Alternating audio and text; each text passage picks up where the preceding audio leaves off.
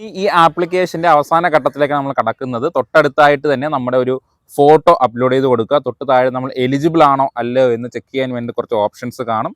അതിലേതാണ് എന്നുള്ളത് നമ്മൾ സെലക്ട് ചെയ്ത് കൊടുത്തതിന് ശേഷം നമുക്ക് പ്രിവ്യൂ കൊടുക്കാവുന്നതാണ്. അപ്പോൾ നമ്മൾ കൊടുത്ത നമ്മുടെ ഡീറ്റെയിൽസ് എല്ലാം ഒരു പ്രിവ്യൂ ആയിട്ട് നമ്മുടെ മുന്നിൽ ഇങ്ങനെ തെളിഞ്ഞു വരും. അപ്പോൾ അത് നോക്കി എന്ത് ചെയ്യുക, ഒന്ന് റീചെക്ക് ചെയ്യുക, എന്തെങ്കിലും മിസ്റ്റേക്ക് ഉണ്ടെങ്കിൽ എഡിറ്റ് ചെയ്യുക, എന്നിട്ട് വീണ്ടും പ്രിവ്യൂ കൊടുക്കുക.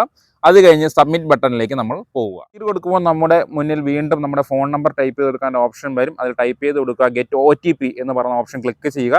അപ്പോൾ നമ്മുടെ ഫോണിലേക്ക് OTP വരും. അത് അവിടെ എൻ്റർ ചെയ്ത് കൊടുക്കുക, എന്നിട്ട് സബ്മിഷൻ കൊടുക്കുക. അങ്ങനെ സബ്മിറ്റ് ചെയ്ത് കഴിയുമ്പോൾ നമ്മുടെ പേരിൽ ഈ ആപ്ലിക്കേഷൻ സബ്മിറ്റ് ചെയ്തതായിട്ട് ഒരു അക്നോളജ്മെൻറ്റ് പ്രിൻറ്റും കൂടെ നമുക്ക് കിട്ടും. അത് നമ്മൾ സൂക്ഷിച്ചു വയ്ക്കുക.